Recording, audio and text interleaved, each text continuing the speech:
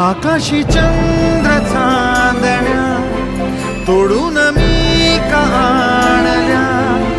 मनाचा पाळणा करू बांधून घे जरा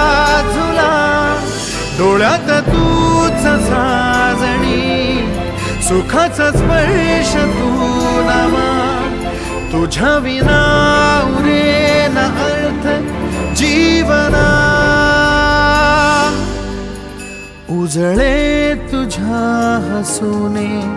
कणकण,